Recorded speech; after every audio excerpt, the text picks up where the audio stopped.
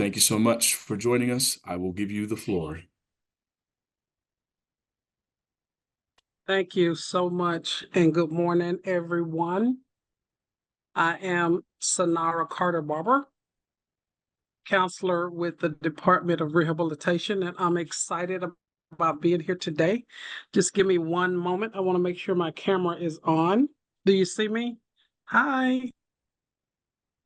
Yes. Yes, we Okay, see you. very good. Thank you so much. Okay, very good. Okay, I was clicking several buttons. I am a rehabilitation counselor with the Department of Rehabilitation in the Van Nuys District Office. I have been with the department over 8 years, and I cover generalist cases, meaning anyone that comes through the door, I can assist them. So I'm happy to be here with you today, and I hope my information will serve your purpose. The Department of Rehabilitation is a state agency that helps persons with physical, developmental, and mental disabilities, challenges, barriers find employment.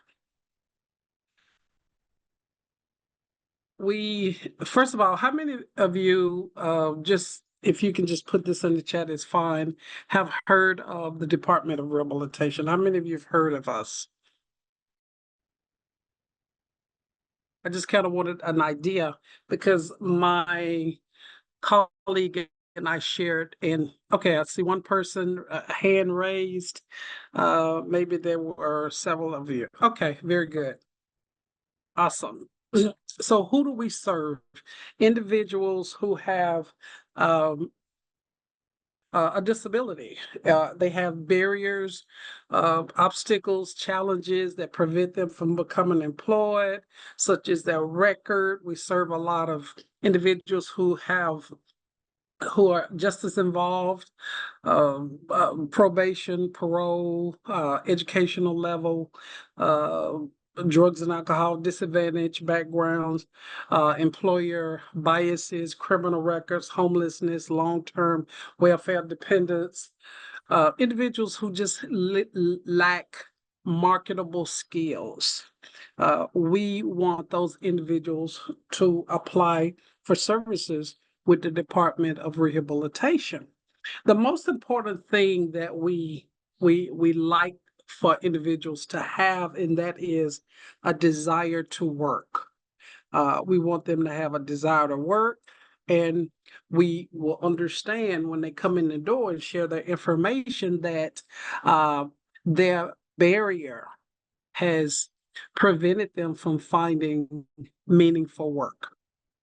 So those are the individuals who should apply for services.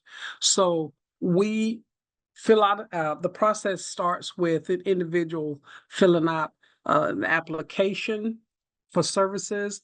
And at the end, I have listed the QR code as well as it's listed when I sent the PowerPoint. So you have the QR code because we want to make it easy. We have made it easy and convenient for individuals to apply for services.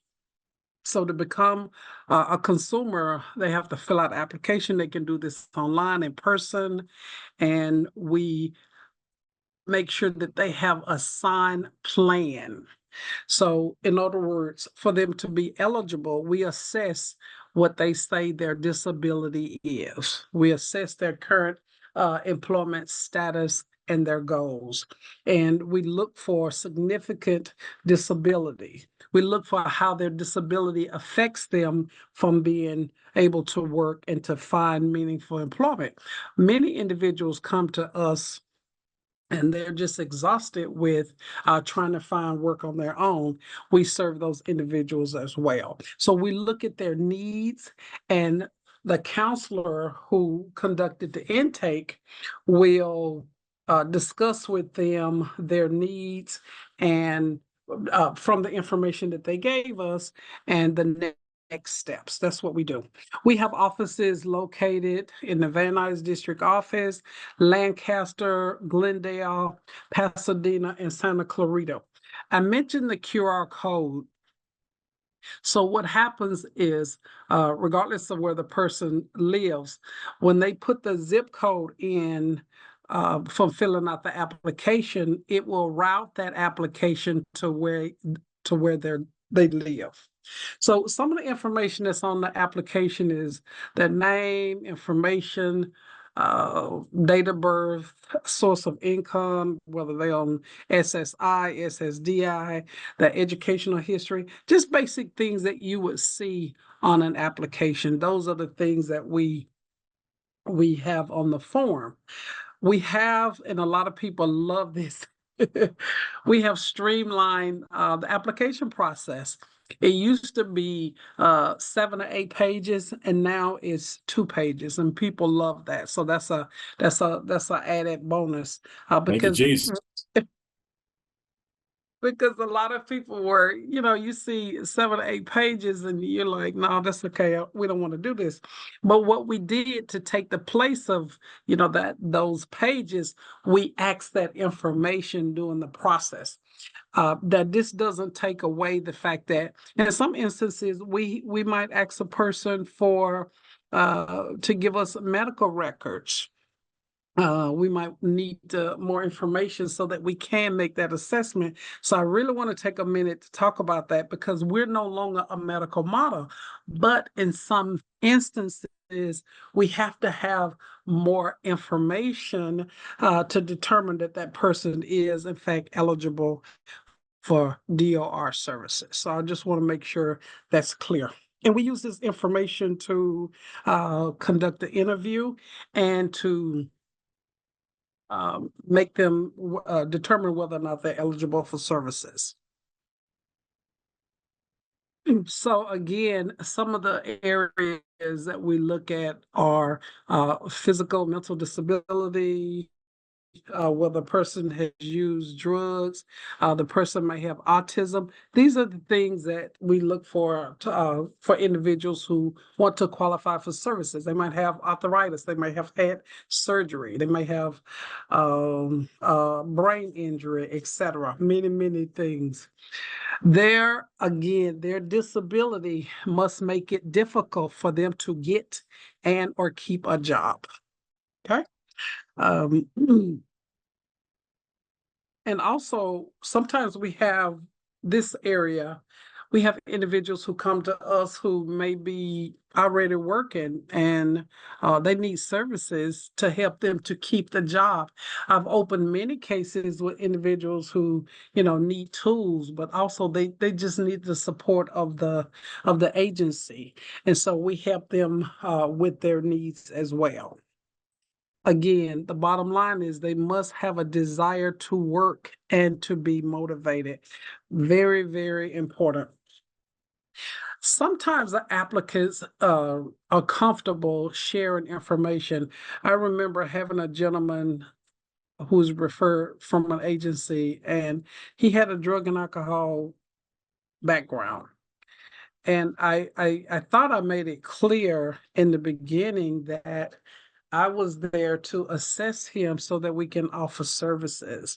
However, it was difficult for him to just share that information. And I understand sometimes it's hard to open up and you don't want to share, but the information that he could have shared with me would have helped him to be eligible.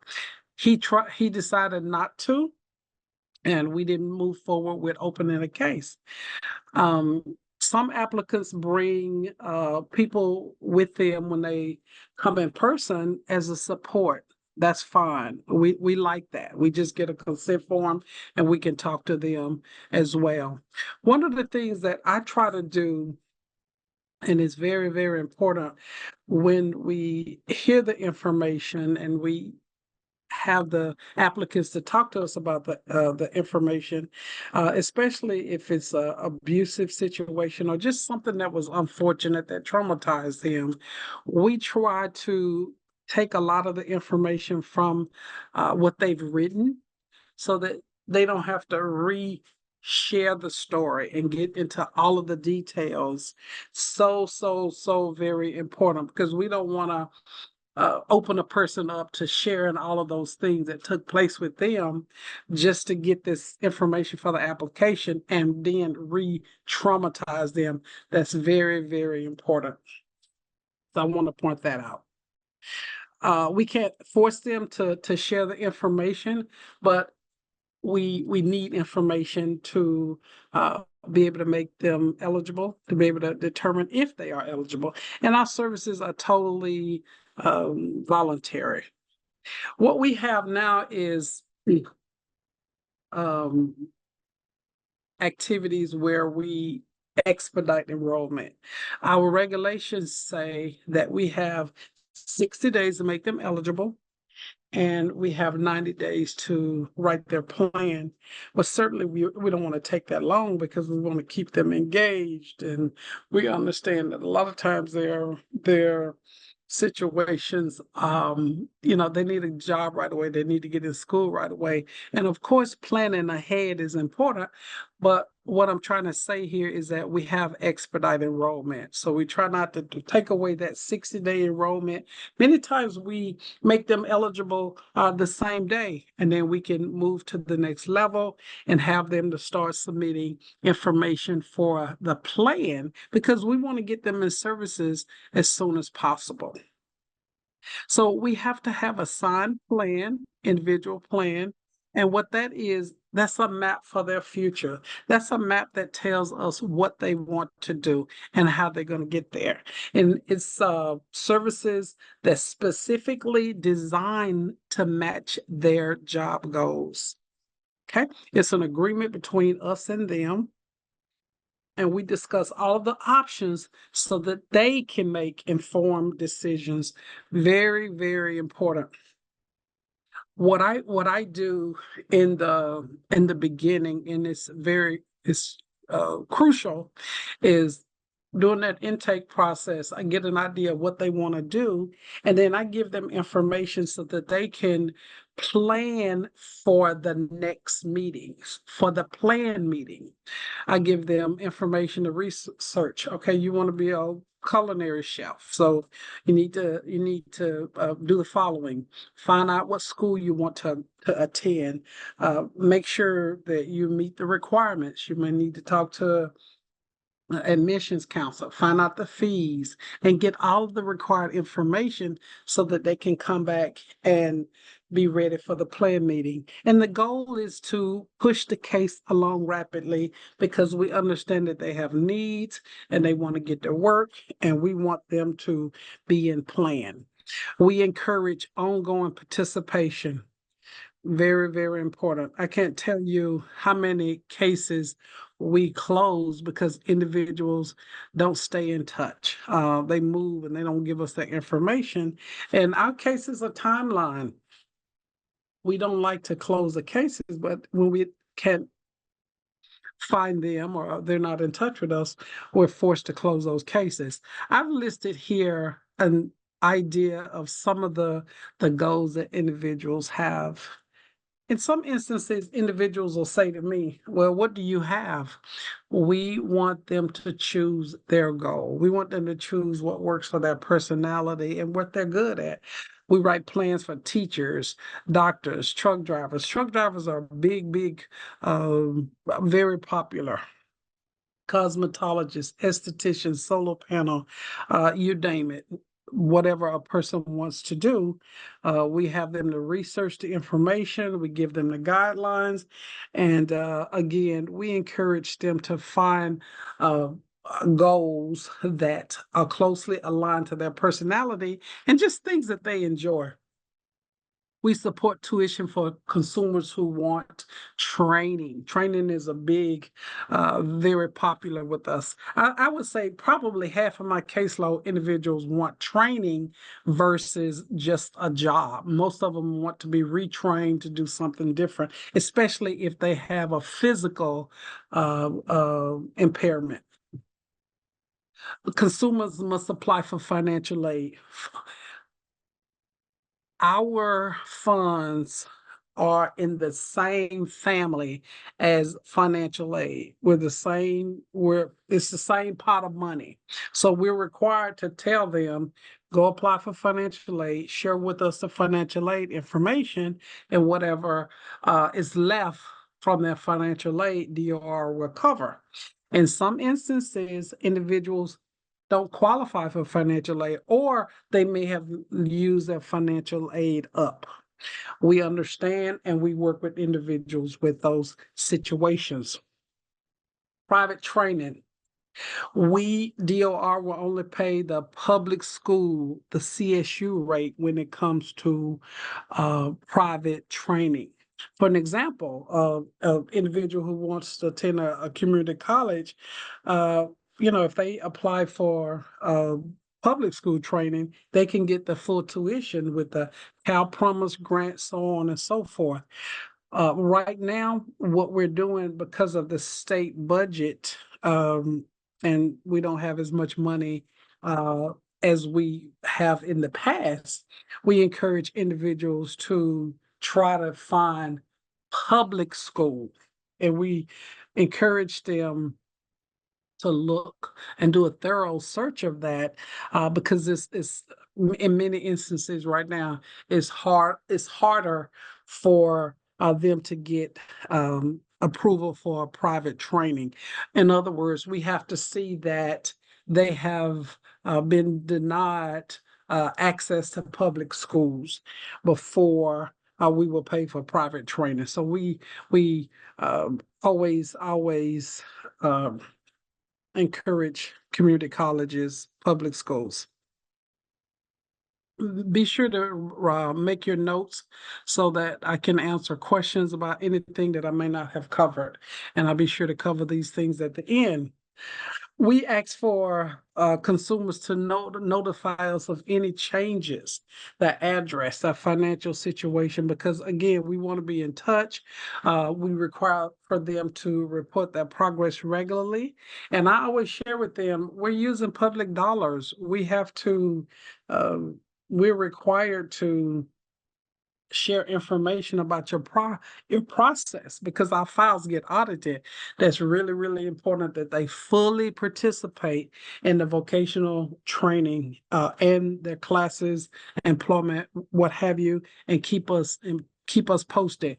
What I noticed about a lot of people who come to us is that most people who refer them will say, go to DOR. DOR will give you this and they will give you that. Most of the people that come in and want cases open don't understand our process. So what I do on the front end is I make sure they have a brochure, make sure they look at the video or read the handbook so they can understand our services, understand what they need to do to qualify so that they can be successful. I might move, I might get promoted, and they have to understand what they're entitled to. This information is so very important. In many instances, we close cases because individuals have not followed through and we can't contact them, and that's what we don't want. So the services for our consumers include job exploration, counseling, transportation. We make sure they have transportation to get to and for where they want to go. Assessments when necessary, evaluations. I want to share something about the evaluations. We share with consumers that they can get evaluations done at the community colleges, through the DSPS office. Another way we will do an assessment of them is sometimes through a work evaluation. We would do that to measure their capability. Or we just say, if you have medical insurance, you can go through your doctor. So those are some of the ways. We don't just do evaluations ongoing. We provide clothing for interviewing, job placements, employment services, in-house or through a vendor. Some of our individuals might need more training to prepare for the job. We help with that. We help with training, supportive services, job coaching, tools for work is a big one. Adult work experience, on-the-job training, computers, printers. We share services that help individuals to get what they need and so that they can be successful are the things that we share and provide in our services. So the counseling, excuse me, responsibilities are we counsel with them, we coordinate services, we review their progress and make sure they're aware of local resources. Many times I have individuals that come in and they want services and I share with them realistic time frames of how long this will take. But also we give them other resources of businesses and agencies that we partner with, and they get dual services. That's been very important for consumers, and we like for them to be informed about their legal rights and changes and so on and so forth. We give them documents that are required, uh, consent forms, what have you. We encourage them to take notes, and we work according to timelines. Many times individuals come in and I think I talked to someone this week who want to go to school next month. And I shared with the individual that of the timelines and the timeline, and that's not possible. So we encourage individuals to try as much as they can to be strategic about what they wanted to do and to plan ahead and to plan accordingly. We have most of the time over 200 people on our caseloads who want services, who come back, who want their plans amended, and just all kinds of services. So I like to look at individuals and say, DOR, we're the money agency, and you can imagine that we have a long, long waiting list. But the most important thing that they can do to help themselves is follow through. It's so crucial for them to follow through. Very, very important. We keep their information confidential. If they have case manager or a family member or whoever that they want to have access to the information, of course, we have to have consent forms, and we get that. So again, you'll hear me say over and over and over, follow through is really important in order for them to be successful. Sometimes we have individuals who have people who support them. They have job coach individuals. I like to hear from the consumer so that I know how the consumers are doing. That's very, very important. Of course, we like to interact with their job coach individuals and people in their families, but they must remain in touch with us. Very, very important. Can't stress that enough. So the goal for our consumers is for them to find a job. We want them to find a job. We want them to be successful. I'm just looking to see if I forgot anything. We want them to understand that we're there to service them. We want them to be creative in what they want to do. So that's what I have to share, and I'm happy to answer your questions. Thank you so much, Sonara. I appreciate you. You're welcome.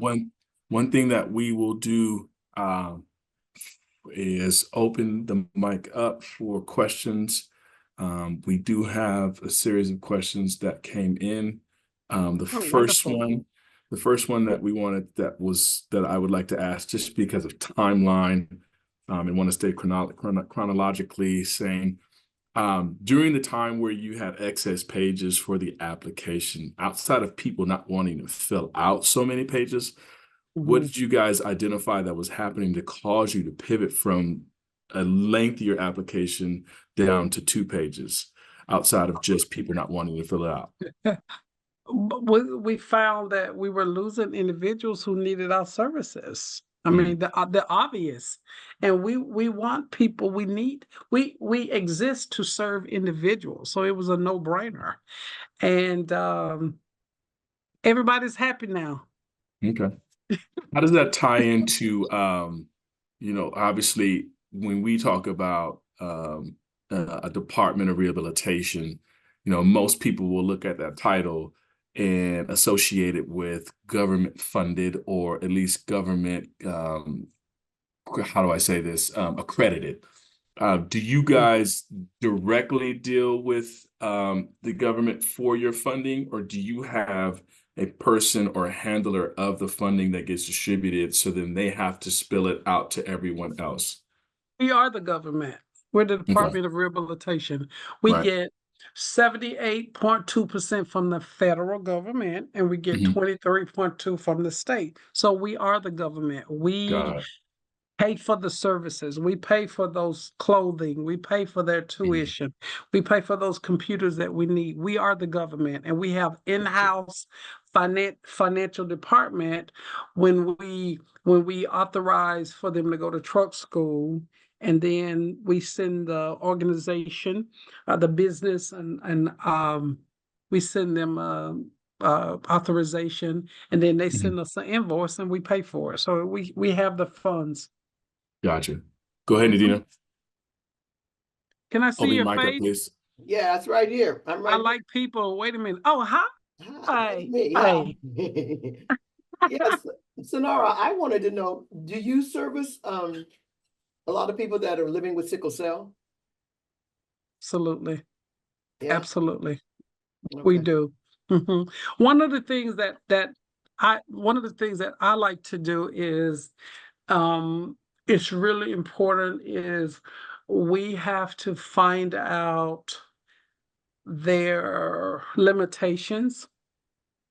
When we find out their limitations, it helps us to plan with them the type of job, the type of training that would be best for them. And let me give you an example. I'm so happy to be here today because my favorite nephew passed away a couple of years ago, and he had sickle cell and had struggled with, just the ups and downs of it for many, many years. And what was best for him, he was a model. He always had to have entrepreneurial type jobs. He was a therapist. He ended up, having his own practice, and he would have to have jobs that gave him a lot of flexibility, Absolutely. lots of flexibility, because there were times when he was just sick, and it's like, hey, has anybody heard from Bobo? He's sick, and that's very, very important. And which is going back to what I said initially, it's so important for individuals to be able to open up and to share with us. Because if they don't share their limitations and their disability, their ups and downs, we can't help them. So I really, really want to stress that we have to have that information, and I think we do a pretty good job of building rapport with individuals, but we can't make people talk. We can't make people share, but our job is to provide them services, and we have all kinds of people who have disabilities. I mean, probably half of our department have disabilities. Mhm. Mhm. So do Our you, director, our director is blind. so once you get them set up on a plan, do you follow them? Or what is that? Do they have to follow Yes. up with you, or do you follow up with them? How does that work? We do both. So Mm, let's just say, for an example, you have someone. I'm just gonna make something up here. sure. We have someone that wants to be a teacher. Okay, so we get their information. We know what school is starting. I mentioned a few slides back that they provide us progress updates. Um, in some instances, some counselors have like 3 months, but I like to keep a check on people monthly so I can know what their struggles are. If they're having a hard time, if they're falling behind in their grades, because it's so hard to go back and clean that stuff up. I've even had to put somebody on academic probation. It broke my heart. So absolutely, I have my consumers give me monthly progress updates.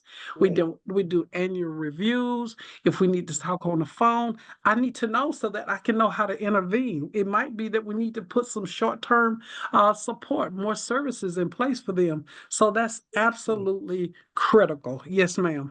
Great. Oh, this is wonderful. I was. So with that being said, I go ahead, Nadia. Oh, I just want to say I'm really excited and I'm really happy that you were able to be here today to Mm-hmm. present this, because I heard about the DOR, but I didn't know that they had so many services and how they service people. So this is great. This is the best Mm-hmm. information I could be Mm-hmm. getting right now. So I just want to just say thank you. I appreciate that. And I'm sorry for your loss. I Mm-hmm. lost my son in 2013, and he had sickle Oh, cell as well. yeah. Yeah. Oh, yes. Yes, yes. Well, it helps me to understand the population better. But what I like you to do is I put your name on the PowerPoint. Under my signature, there's a video and there's a handbook.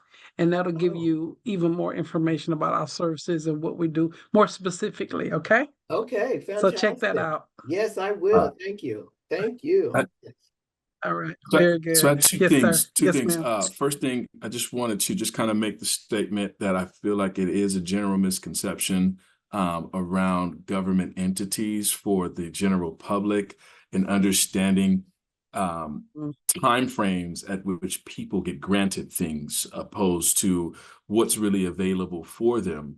So I wanted to ask the question about the enrollment periods, because I think there's a lot, like I said, there's a lot of people that get discouraged because they see that it's a year-round possibility for them to receive support, but periods of time when they can actually be admitted or not, or receive a case or get their cases reviewed takes that amount of time. So my curiosity is, like, what are your enrollment periods? And then do you have a lot of impacted situations throughout the year where there's too many caseloads or too many cases for the load? All the time. We don't have Okay. enough individuals. I'll answer the last question first. We don't have enough staff. We can't keep enough staff for the volume that we have because people are still impacted by COVID and everything else. So I want to answer that first. The next thing I want to talk about, and I mentioned a little bit of this, but I'm glad you asked this question, is that we have, again, at any given time, over 200 people on our caseloads.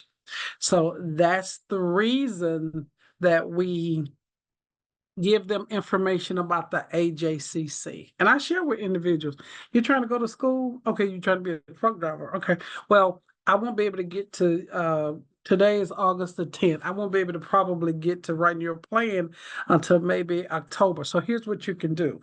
We're the same pot of money as the AJCC, the Worksource Center. And then they go there and get funding for trucking school. They get they get the service paid for there.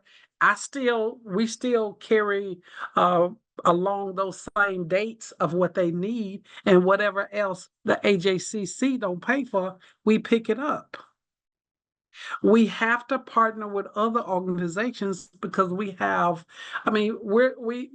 for the big ticket items, but we also have state agencies like the AJCC, and I'm trying to think of some of the others that do the same thing, maybe on a smaller scale. So we're skilled at understanding this advantage of the timelines, and we know how to handle it, and people love it. People love it. I mean, I have probably about 6 people on the waiting list now for me to even conduct the intake, but I've given them information so they can go here, there, and there, the Center for Creative Living and Learning and Clear Skies, so they can get additional training and funding and whatever else they need.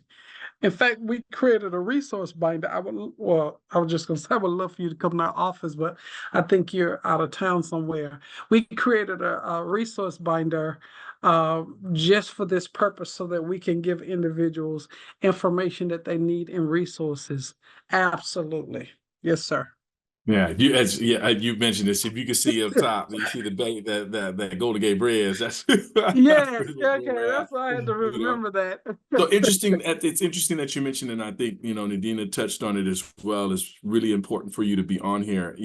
Sickle cell anemia awareness in San Francisco itself has been working Yes. for the past 2.5 years to try to Mhm. build a program in the same capacity that would be a subdivision or a partner with you, where we're trying to help sickle cell patients or just our clients in our area build a trade or two that's going to give them extra acumen on entrepreneurship, or provide them opportunities to get, jobs in spaces that are going to give them those flexibilities, like your son.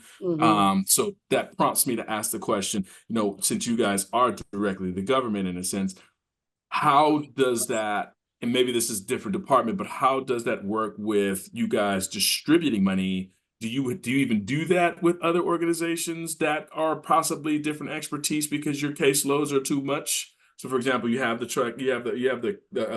program or a center that provides opportunities for people to learn how they can get school funding, or you provide that. Do you guys provide money from that pot to these people, or do you guys keep that pot and keep that specifically for your operation?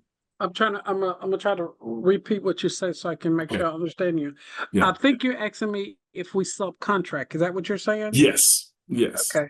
See Yes. how easy I just asked that simple question. Thank you so much, Love. I appreciate it. Appreciate it.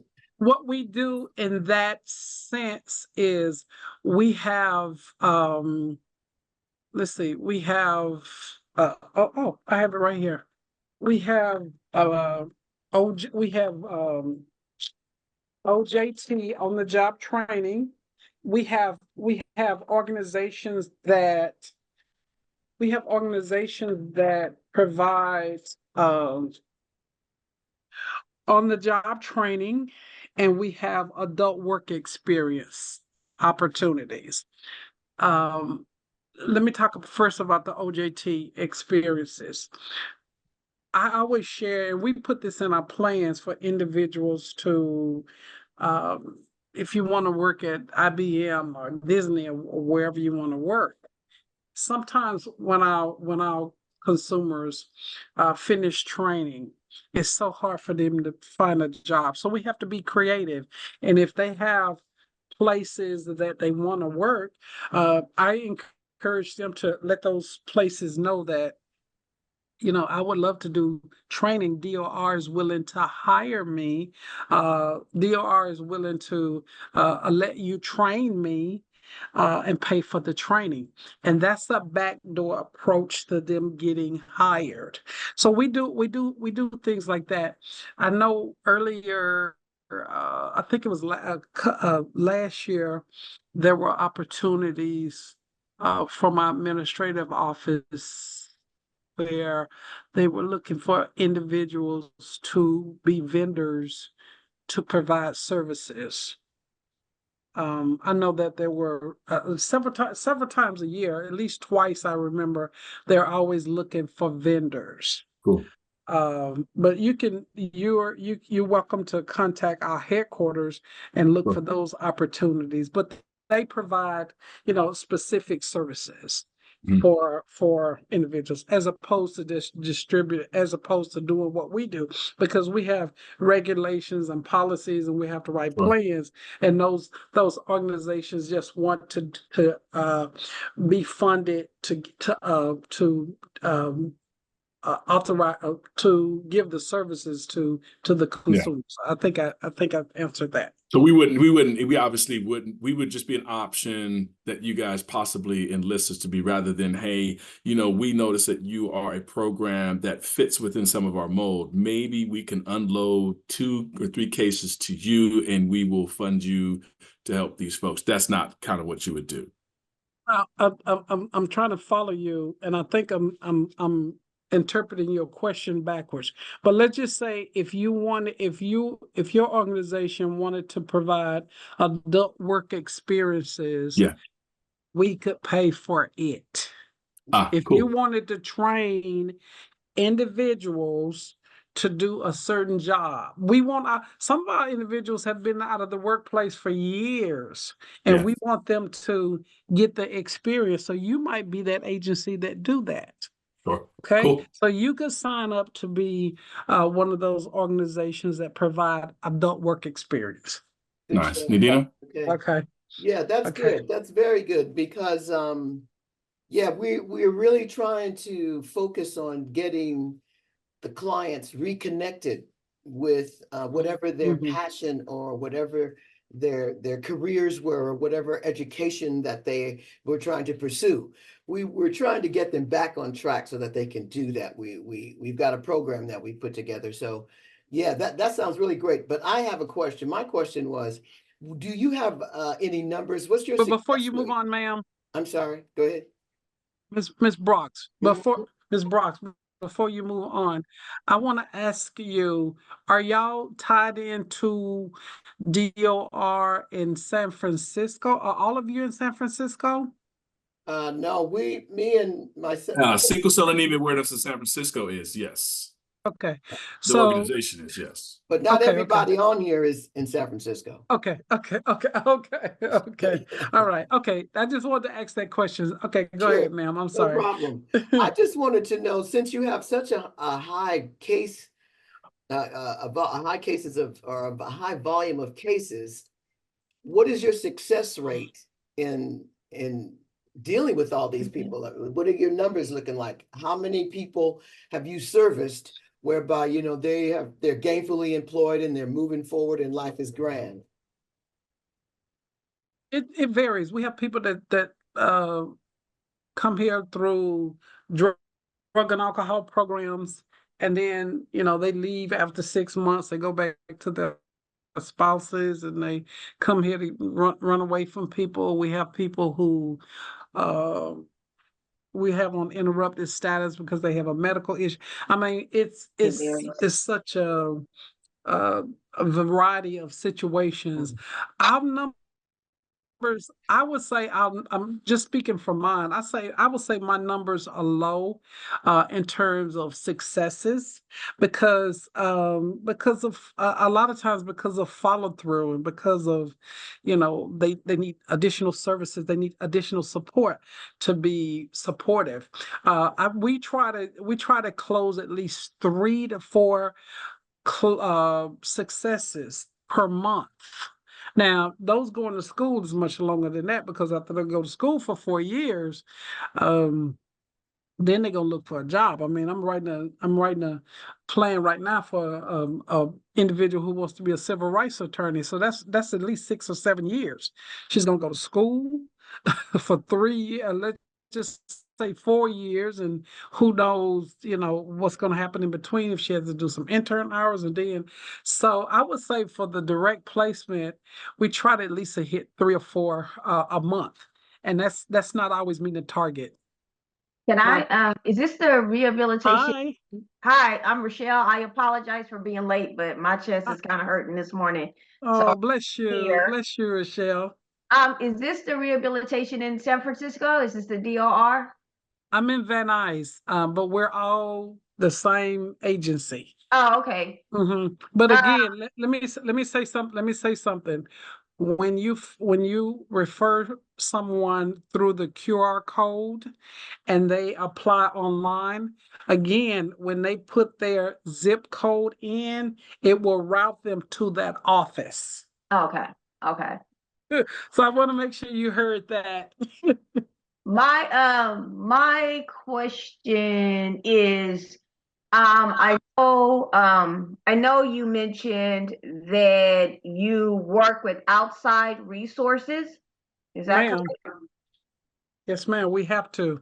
Okay, and so do you also, with the DOR, do you also provide like sources, outside resources that will not only help with training, and if it is training, how long is the training? And two, do they also work with people that revise resumes? Because I know you guys do job training. So I was wondering, do you also do like resume writing to actually work with that person once they finish the training through the DOR?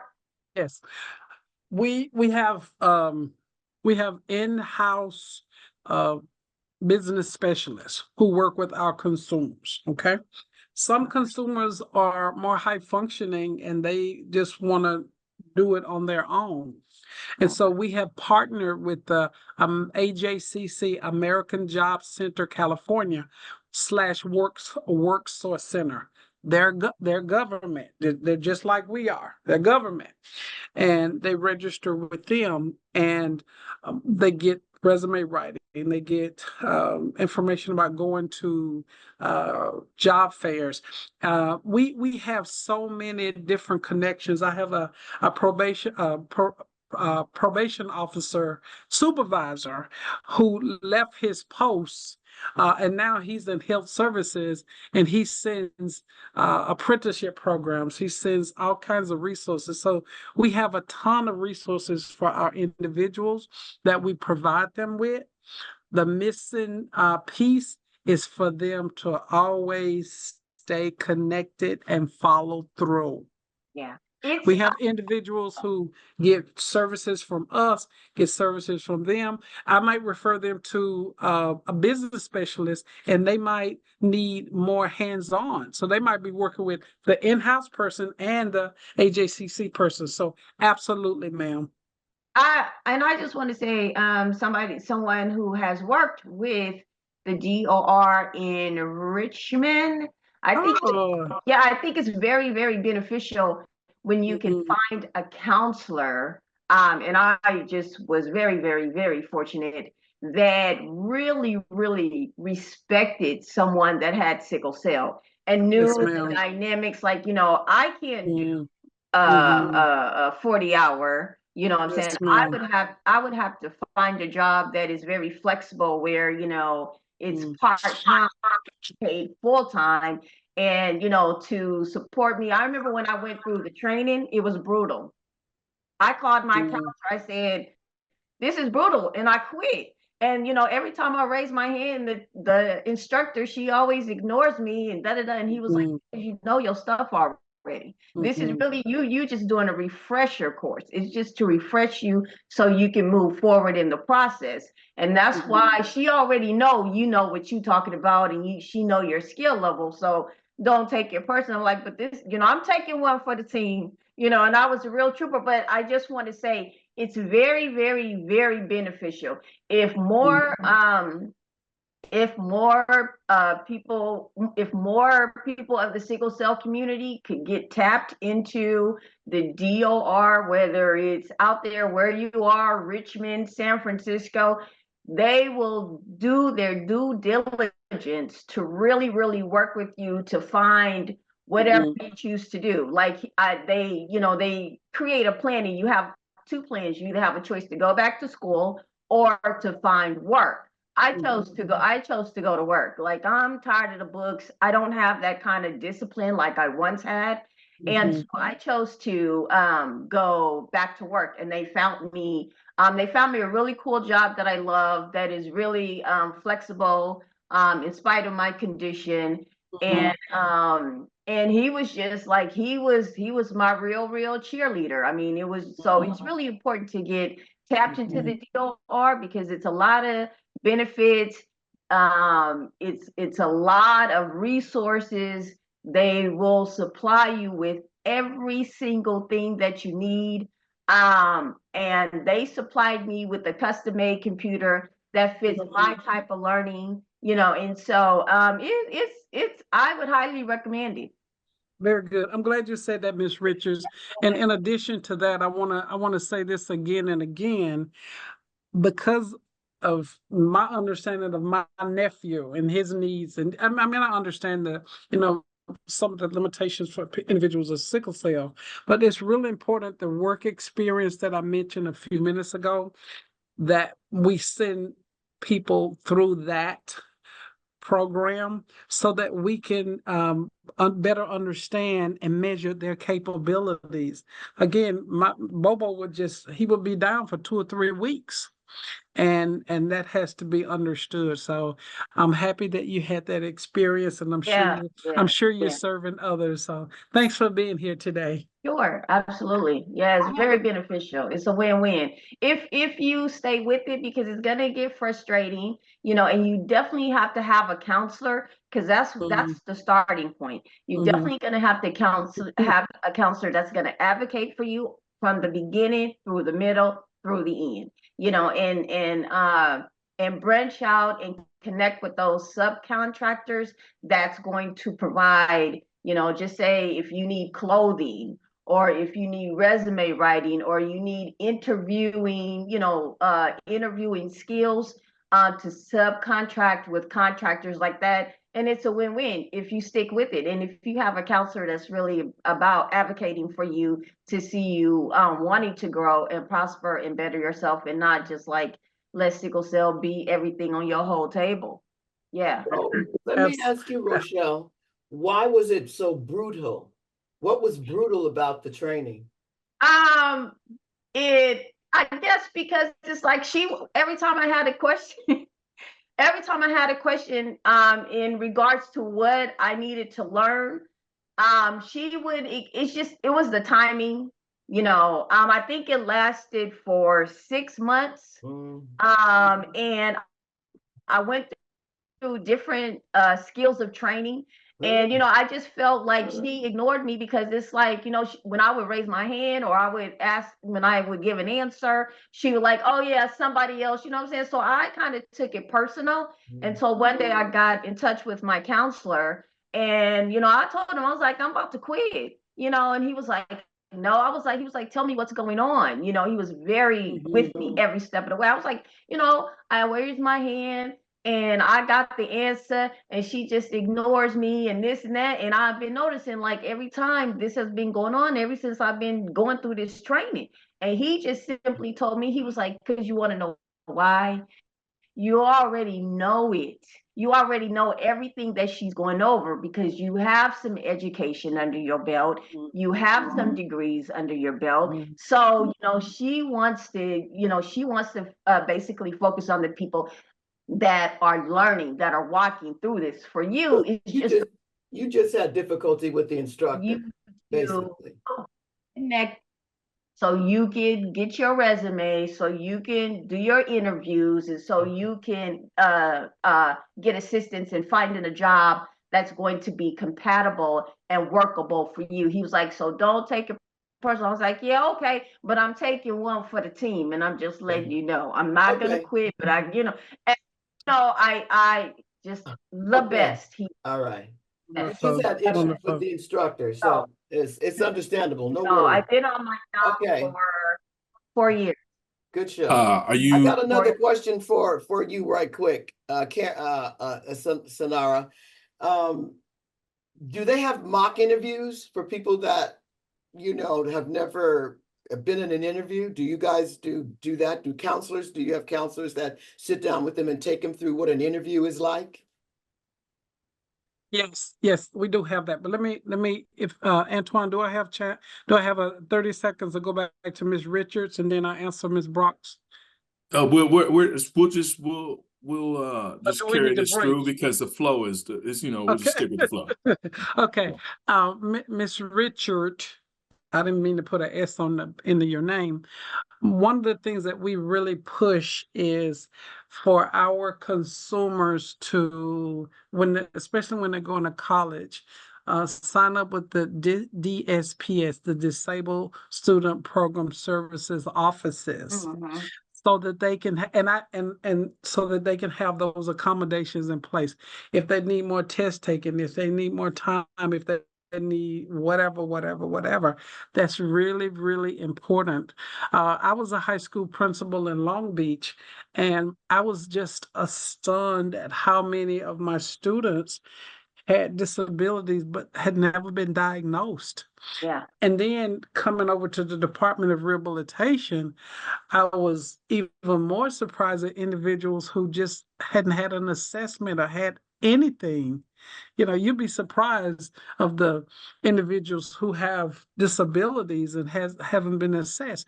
But it's important for students to become active with the disabled student services offices so that they can get those accommodations, because you might have a teacher who might ignore you or what have you, but if you have your record flagged as someone that needs certain accommodations, that's going to give that instructor a signal that you need additional support. So I just needed to say that. So we have students that we want them to be successful and they need those accommodations, and that's the reason they opened the case in the first place.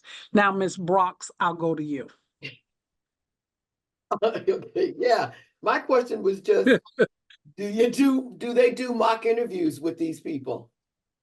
Yes, ma'am. That's part of the services that they do with the business specialists.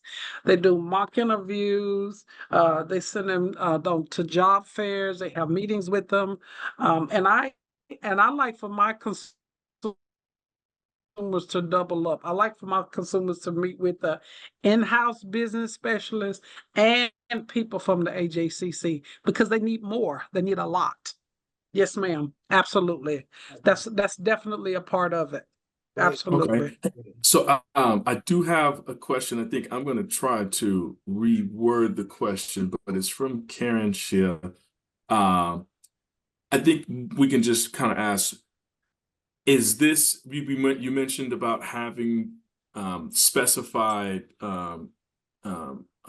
intake with a person that has special needs or whatever the case may be. You guys aren't directed specifically towards getting somebody full-time jobs. It just whatever works within them. So if somebody's looking for something part-time, that's an option for them as well, correct? Yes, part-time or full-time. Yes. Okay, cool. Whatever meet their needs. Whatever So meets the the answer needs. is yes. Whatever meet their needs. So now if they're on Social Security, can they still get a part-time job? Yep. Okay. We have, thank you, Miss Richard. You're on the money, honey. We have what we call the whips. We have specialty individuals who do nothing but deal with Social Security. Oh, yes. And Okay. and to add to that, we have so many individuals who are frightened, who don't want to open cases because, their check is going to be cut off. And we have to educate them to Yeah. let them know you can make a certain amount of money. We connect them to our whip, and that whip is put on their plan as a service, and they meet with their whip coordinator just like they meet with their counselor. Oh, he's so cute. I love babies. He's That's cute. my grandson. That's And my boy. oh, Hey, Kyrie. yeah. Kyrie. Hey, man, don't you see And GG? oh, look at I'm him. sorry. Yes. And so yes, they meet with their whip. That's a whole nother service that we provide so that they can be educated and understand that component of it. They don't, the counselors, we don't give them that Social Security information. We have another person that's added to the service that provides that. So absolutely. And there's a limit that you can only make working part-time or full-time being on Social Security. So you have to be mindful of that. Like if you find work, you have to report whether it's full-time or part-time, you have to report your earnings every month. So that way you won't run into overpayments. That's right. Absolutely. Absolutely. And for that reason, Ms. Richard, you're so correct that we put that whip service in the plan, Ms. Brox. We put that whip service in the plan so they can meet with the person. They can give us their assigned DOR as their ticket to work organization. But that WIP person educates them, and every year it goes up in terms of they can make, it's a higher threshold of the amount that they can make. So absolutely, we have to educate them on that. And you'd be surprised of the individuals who are afraid to open a case because they might get their checks cut off. We have to educate them, absolutely.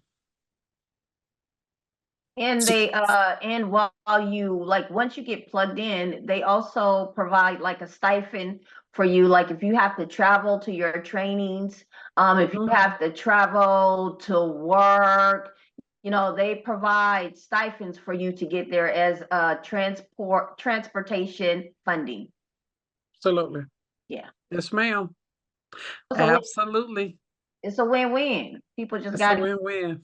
wake Yes. up. Now, Rochelle, I am so glad that you're on and being able to share this Yes. and living with sickle cell, and all the people that are on here that have sickle cell or what have you. You've already had the experience, so that's really good that they can all hear of your experiences. Oh yeah. So this is all win-win. Yes. Yeah. Yes, we need to recruit you, Miss Richard. I'm ready. We need to recruit you down here. Right, let me know when I can come. I'm ready. So I had to. No, it helps to have people that have gone through, because there's so many people who have had bad experiences, and we have to let you know that there's some good boots on the ground counselors that'll hold your hand. Like I say, I'm one of those counselors. I want to hear from you every month. I don't want 3 months to hear from you and then I got something that I've got to clean up. Why didn't bring me in earlier? And also, just to be fair to other counselors, we all have different styles. And that's another thing. I give my consumers, applicants, when they first come in, I have a sheet that I give them, the steps to employment, because after that initial intake, I don't want them calling me 2 weeks and say, "Hey, what's next?" They've gotten all the information, they've read it, and we reviewed it. When they go to college, I have a different form that I have college action lists, so they can know step by step by step by step by step. And that's a part of my just my style. Other counselors may be different. They might have a better style, a different style, but I like to educate them so they understand and they know and they're empowered. And that's the ticket, that's what we stress too. Education to be empowered, getting this information, all that information, And it just only makes it better for you, and it allows you to make better decisions. Yes, ma'am. So, and knowing how, what it is to knowing how what it is to either have a choice to go to school or to work, but how to also deal with Social Security, SSI, so won't any of it inflict on your income. That's what you need to really be aware of and advocate for, because SSI, Social Security, they don't really know. It's just like, oh, they see this as some extra income, chop, chop, chop. No. Right. That's right. How it works. That's right. And I'm doing this. And then that way, when you build a report, you have advocates to advocate for you. Just if they, want to say, oh, this is too much, or this, or you're not, or you no longer disabled. I don't think so. Write me. I'm about to give you some letters. And that's right.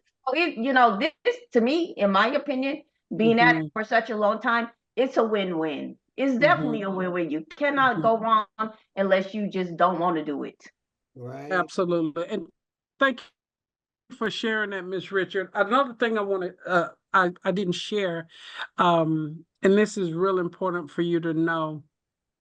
When we close cases, and we close cases unsuccessful or maybe not successful, maybe the person just has something going on and they need to come back and at a different time, individuals can reapply for services. They can reapply as many times as they want to. I've had people that come and get services, go through the training, get employed, and say, I don't like that job no more. I'm getting bored. And then they come back and apply for something different. That's something else. So I feel like the benefits with DOR are endless, and the person just has to be engaged. That's the key, just being engaged. We have some people, and I don't advocate for this, that like to switch counselors. Maybe it's not a good fit, but we try to work with all individuals, and there's some people that don't like my style. I'm too hands-on, Gee. but we do the best that we can. It's about them getting what they need as opposed to someone's personality. So we do our best. And I just want to say this before, I know we're running out of time, but it's just like also the beauty of this is that when you get tired, just say, for me, I'm tired of working, so I want to go back to school. I can contact my counselor and say, hey, what do we need to do to reopen my case? Because now I want to go to school. And that's the beauty of it. You have a lot of flexibility with this type of program, this type of organization, a lot. So that's right. Just because it's closed doesn't mean, it's done and you gotta wait. That's right. 3 years to get back on. You just jump back on the boat whenever you're ready. Yeah. And please, thank you for that, Miss Richard. Please make sure everyone that's on here on this Zoom that you write that down, because individuals don't know that they can reapply for services. So if you could all make that note, I would really, really appreciate it. What's the period of assistance that somebody receives? So in other words, let's just say, Mr. Antoine, you came, we gave you services, you graduated, you're working now, and you don't like the job. You want to do something else. We have to close your case successful because we did help you to get employed. Mhm. And us closing your case successful gives us more funding for our other consumers. So we have to get those 26s. We need that. That gives us more dollars, right? Gotcha. But we close your case, and we close your case and successfully. And let's see, I think we tell the people at least give us at least 2 weeks. Give us time to at least breathe and process and close the files out. We have some people that apply the next week.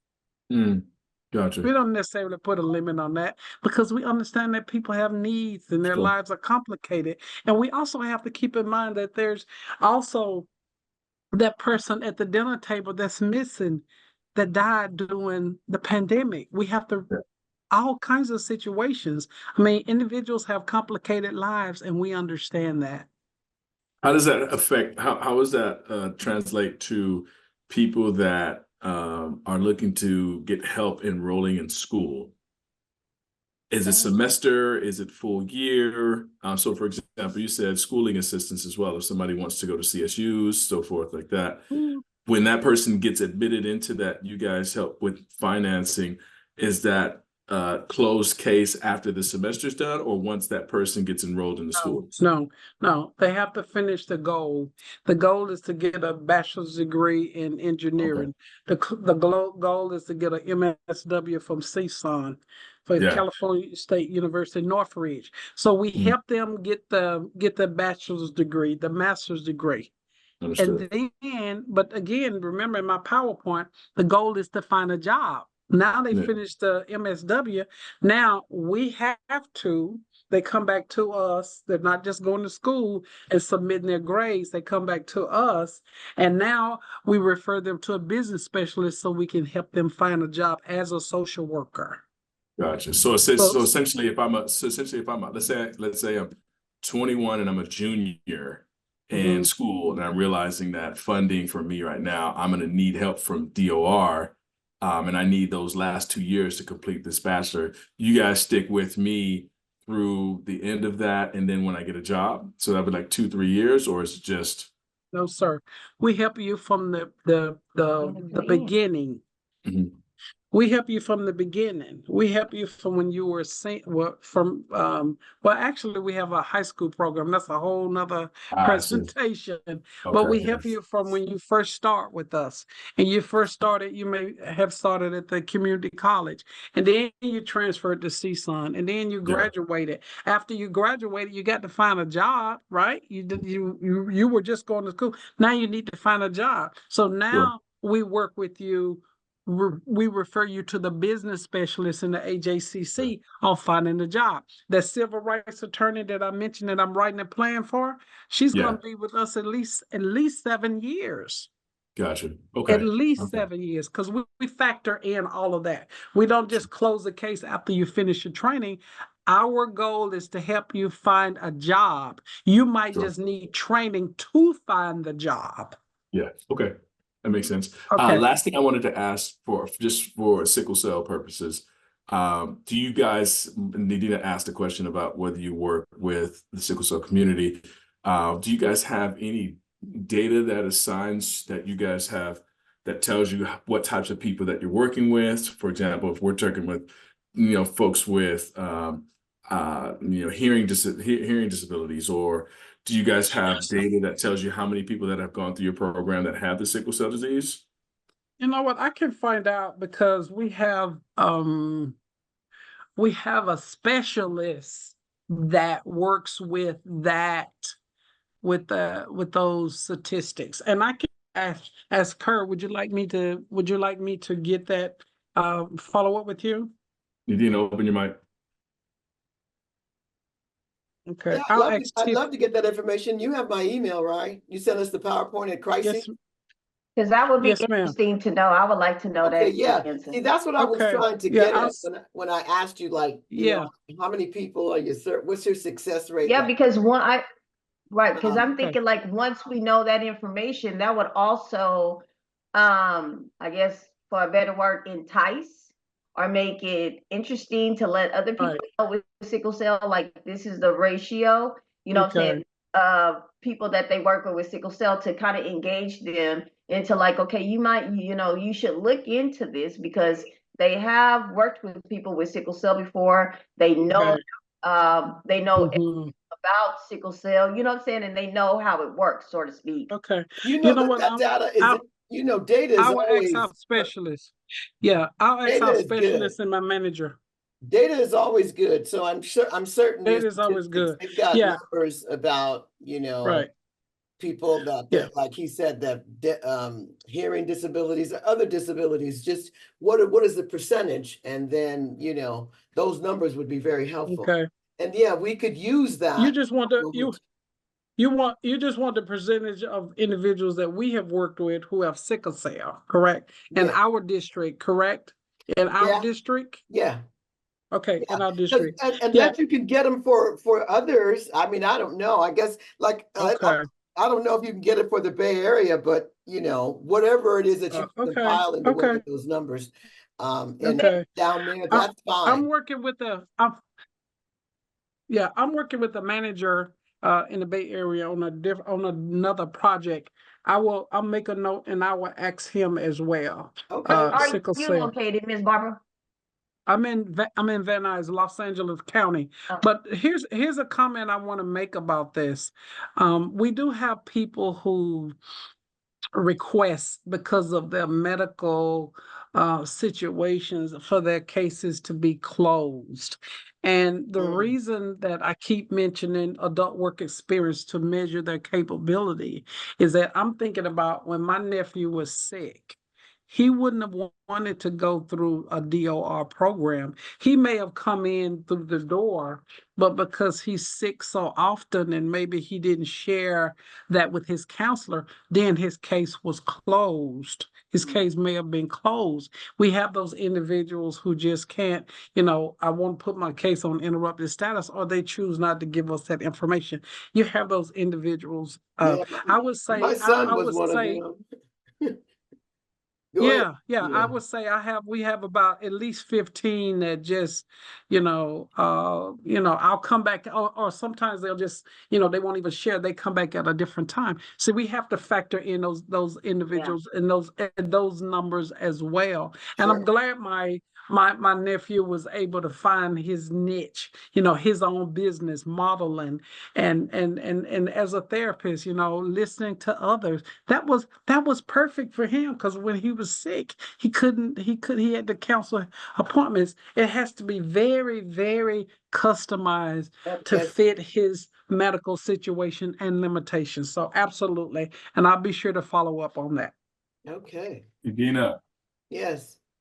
I'm in a situation at the moment, so you can help me out with just the questionnaire Well, stuff. I'm just gonna put the link in the chat box for the evaluation, and we could take like 5-10 minutes if everybody could just fill it out and let us know, thus far, how you feel about the information presented today, and any other comments or questions that you want to put in, you're more than welcome. So it's in there, and here it comes. So just click on that link, and like Antoine had said earlier, it's very important for us to have these evaluations completed by our participants, our attendees, and in order to keep us moving forward with this particular program. So we use it, just like the numbers that we asked you about, Sonara, we use this to calculate our numbers. And when they register, Absolutely. we know if they have sickle cell, or if they're just regular, or just somebody that's a family member or what have you. So please take the time. Yes, ma'am. Okay. We'll take about 10 minutes, and then we'll come back and see if anybody else has got anything they want to share, or if you got anything else. Okay.